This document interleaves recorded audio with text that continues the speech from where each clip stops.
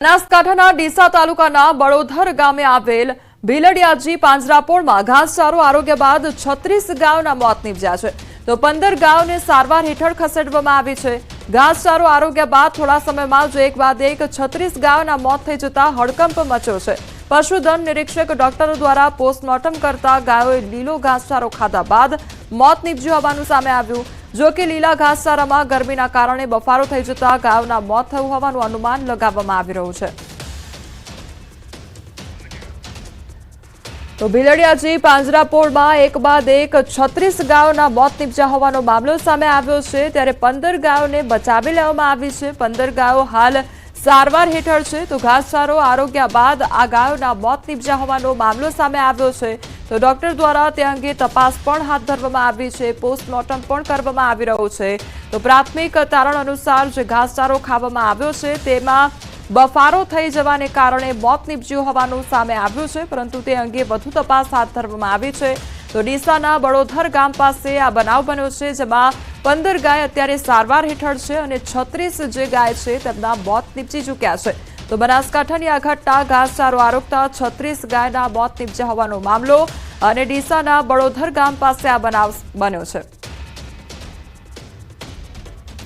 ચોમાસા પહેલા પશુપાલકો ખેડૂતો હવે સાવધાન રહેજો। અંબાલાલ પટેલે ખેડૂતો તેમજ પશુપાલકોને સૂચન કર્યા છે અને 8 જૂન આસપાસના વરસાદથી જીવજંતુઓ વધુ પડી શકે છે।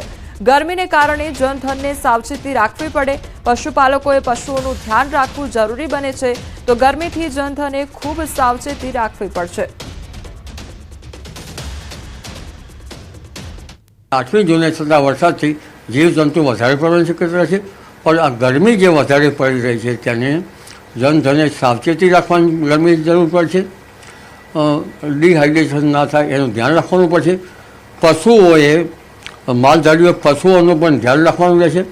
પશુઓને આકરી ગરમીથી બચાવ કરવાના જે ઉપાયો છે યોજવાના રહેશે, કારણ કે આકરી ગરમીથી ગાભણે આવેલા પશુઓ તરોઈ જતા હોય છે।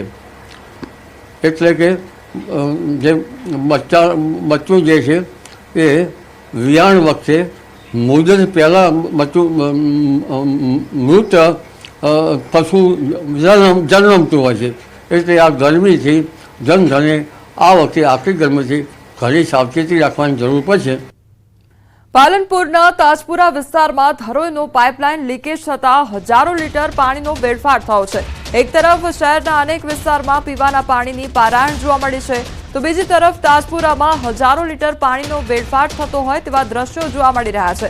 પાણી પુરવઠા ચેરમેનના વોર્ડમાં જ પાણીનો વેડફાટ થઈ રહ્યો છે, પરંતુ ક્યાંક તંત્ર આંખ આડા કાન કરતું હોય તેવું લાગી રહ્યું છે।